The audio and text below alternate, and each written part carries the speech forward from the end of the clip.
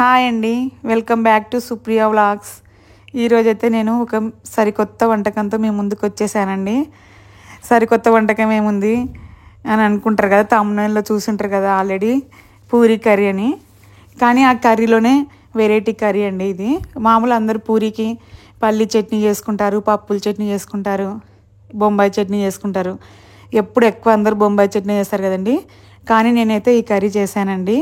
ఇది ఒకసారిగా మీరు టేస్ట్ చూస్తే అసలు ప్రతిసారి పూరి చేసినప్పుడు ఇదే తింటారు. చపాతీ కూడా చాలా బాగుంటుందండి. చూడండి, ఒకసారి చూస్తేనే మీకు నోరుడుతుంది కదా. ఇప్పుడైతే వంటలోకి వెళ్ళిపోదాము, ఎలా చేశానో లేట్ చేయకుండా. చూడండి, ఇప్పుడైతే మనకి పూరికి ఎంత కావాలనో పిండి తీసుకోవాలండి, మన ఇంట్లో మందిని బట్టి.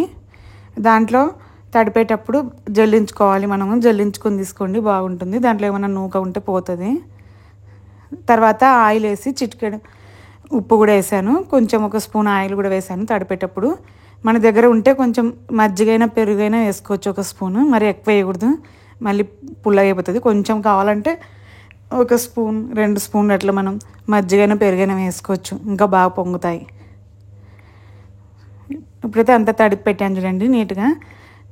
ఇదైతే తెల్ల పిండి అంటారండి. మామూలు ఆశీర్వాద్ పిండి అయితే పూరికి మాకు ఇష్టం ఉండదండి. పూరికి అయితే నేను కంపల్సరీ ఈ వైట్ పిండే వాడతాము.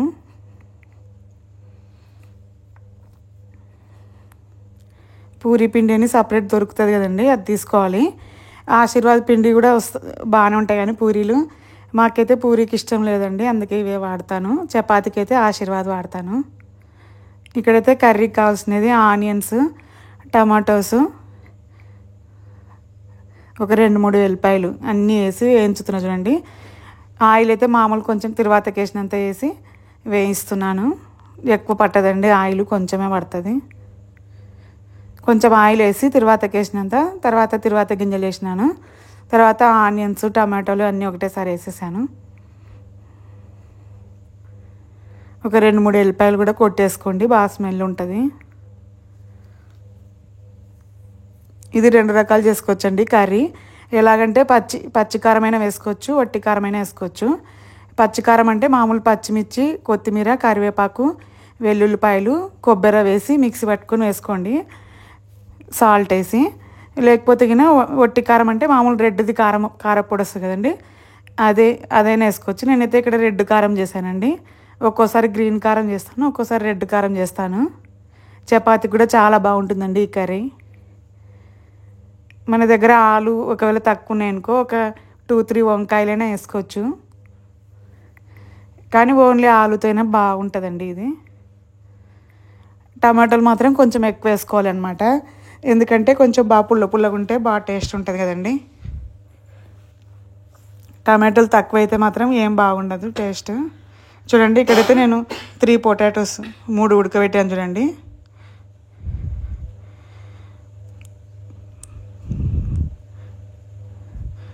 మనకి మామూలు పొటాటోస్కి ఎన్ని విజిల్స్ కావాలన్నా అన్ని రానిచ్చుకోండి ఉడకడానికి. మరి ఎక్కువ రానియద్దండి, మెత్తగా అయిపోతాయి లేకుంటే. చూడండి, నేనైతే మామూలు రైస్కి ఉడికించినంతనే ఉడికించిన, ఎందుకంటే కొన్ని కుక్కర్లు తొందరగా విజిల్ వచ్చేస్తాయి కదా, అందుకని.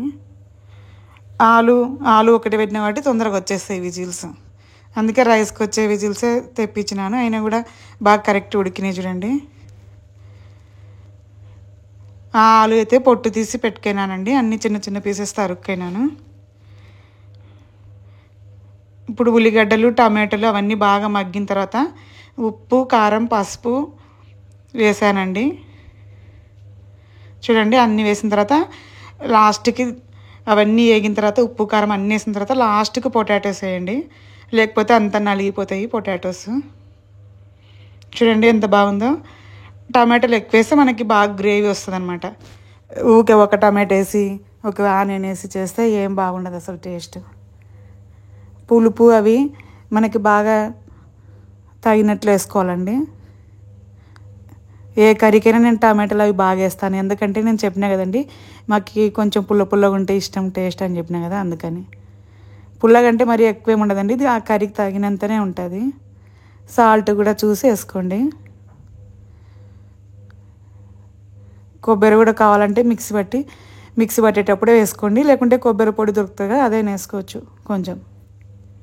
నేనైతే ఇక్కడైతే కొబ్బరి పొడి ఏమీ వేయలేదు, ఊరికే ఉప్పు, కారం, పసుపు, వెల్లుల్లిపాయలు వేసాను.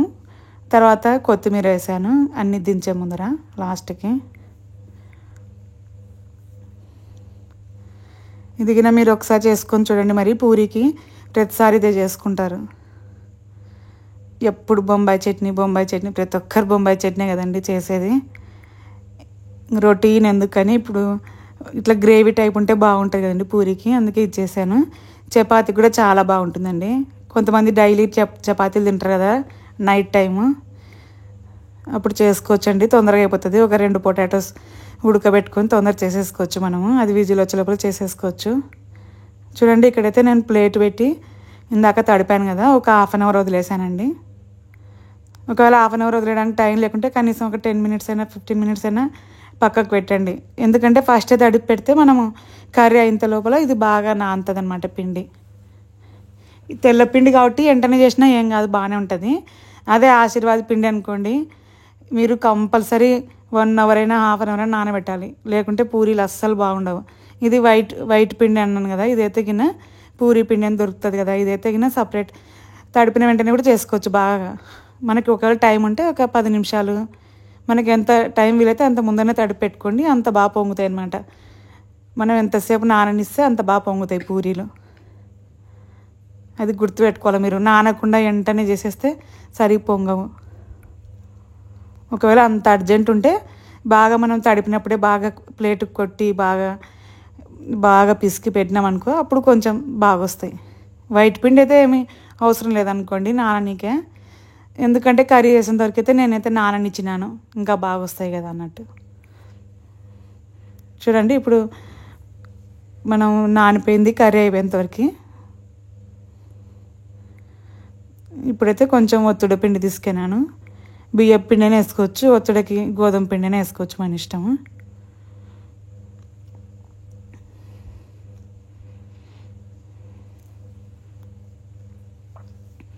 నేను రుద్దినట్లు రుద్దుకోండి, మీకు ఈ సైజు ఎంత కావాలంటే అంత, చిన్నగా కావాలంటే చిన్నగా రుద్దుకోండి, పెద్దగా కావాలంటే పెద్దగా రుద్దుకోవచ్చు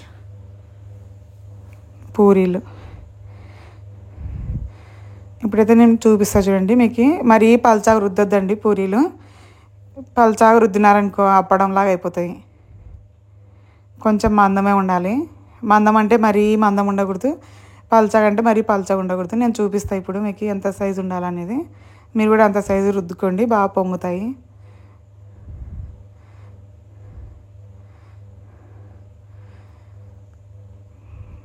నేనైతే పలక మీద రుద్దుతా అండి పూరీలు, కొంతమంది గ్యాస్ కట్ట మీద రుద్దుతుంటారు కదా, నాకు అస్సలు నచ్చదు దాని మీద రుద్దేది.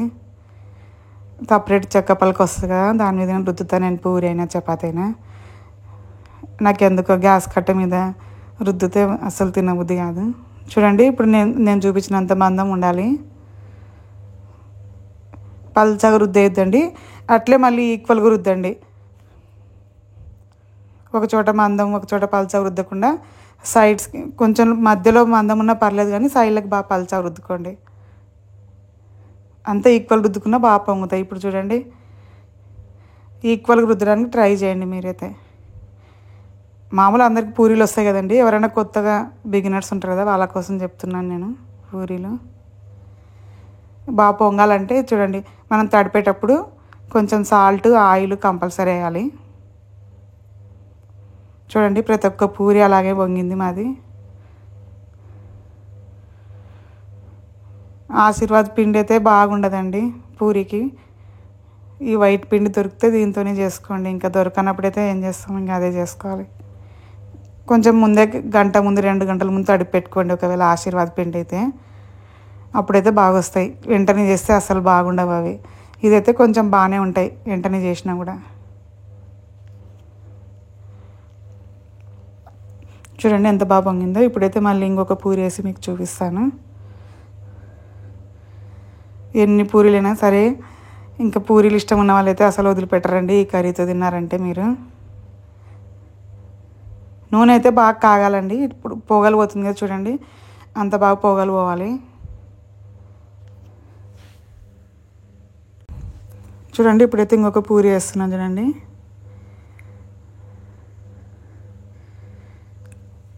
ప్రతిసారి ఆయిల్ బాగా కాగినాక వేయండి. ఒక పూరి వేసిన వెంటనే ఒక నిమిషం వెయిట్ చేసి మళ్ళీ వేయండి. వెంటనే వేస్తేనే మళ్ళీ ఆయిల్ కొంచెం చల్లబడి ఉంటుంది కదా, కొంచెం 1 మినిట్ ఒక పూరి రుద్దుకున్న లోపల ఒక పూరి ఆల్రెడీ కాగిపోయి ఉంటుంది అది. చూడండి నేనైతే ఒకటొకటి రుద్ది కాలుస్తున్నాను. కొంతమంది అన్నీ ఒకటేసారి కట్ట పెట్టేసి అట్లా కూడా రుద్దుతారు, కానీ అప్పుడు వెయిట్ చేయాలన్నమాట. మనం ప్రతిసారి నూనె కొంచెం పొగలు పోయినాకనే వేయాలి. నూనె కొంచెం చల్లబడింది అనుకో, ఇప్పుడు ఒక పూరి వేసిన తర్వాత నూనె చల్లబడుతుంది కదా, అప్పుడు కొంచెం వెంటనే వేస్తే పొంగదు. కొంచెం మళ్ళీ టైం ఇచ్చి మళ్ళీ వేయండి. కొంచెం ప్రతిసారి పొగలు పోవాలన్నమాట ఆయిల్, అప్పుడైతే బాగా పొంగుతాయి.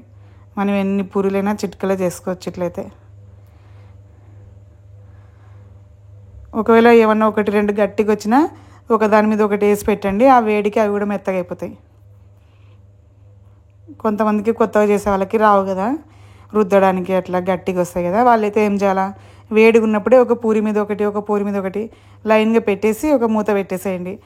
అప్పుడు ఆవిరికి ఆ వేడికి అవి కూడా అన్నీ మెత్తగా అయిపోతాయి. ఇంకా వచ్చిన వాళ్ళైతే అవసరం లేదు, ఇంకా అట్లే వేడి ఇట్లే తినేసేయచ్చు. గట్టిగా వచ్చిన వాళ్ళైతే అట్లా చేయాలి. ఇంకా దాని మీద ఒకటి వేసి మూత మూసి పెట్టినాం అనుకొని ఒక 10 మినిట్స్ వదిలేస్తే అవి కూడా అన్నీ మెత్తగా అయిపోతాయి. మీకు ఒకవేళ ఎప్పుడన్నా గట్టిగా వచ్చినాయి అనిపిస్తే చల్లగా నాకేస్తే మెత్తగా కావండి. వేడిగా ఉన్నప్పుడే గట్టిగా ఉన్నా కానీ ఒకదాని మీద ఒకటి బేర్చి పెట్టాలి నీట్గా, తర్వాత ప్లేట్ మూసి పెట్టాలి, అప్పుడైతే మెత్తగా అవుతాయి. చూడండి ఇక్కడైతే ఇంకా అయిపోయిందండి పూరి చేసేది. చూడండి ఇక్కడైతే పూరి కర్రీ తెచ్చి చూపిస్తున్నా మీకు ప్లేట్లో. చూస్తేనే తినాలనిపిస్తున్నాయి కదండి. మాకైతే ఎక్కువ ఆయిల్ ఉంటుందని ఎక్కువ పూరి ఇష్టం లేదు, ఎక్కువ చపాతి చేసుకుంటాము. కానీ ఒక్కొక్కసారి మళ్ళీ పూరి కూడా తినాలనిపిస్తుంది కదండి, మళ్ళీ అప్పుడైతే మళ్ళీ కర్రీ చేస్తాను. గ్రీన్ కారం అయినా వేసుకోండి, బాగుంటుంది దీనికి. గ్రీన్ కారం అయినా వేసుకోవచ్చు, రెడ్ కారం అయినా వేసుకోవచ్చు. మీకు ఒకసారి అది ఒకసారి ఇది అయినా వేసుకోవచ్చు, మీ ఇష్టం అది. ఒకసారి ఇలా ట్రై చేయండి. బాయ్ అండి.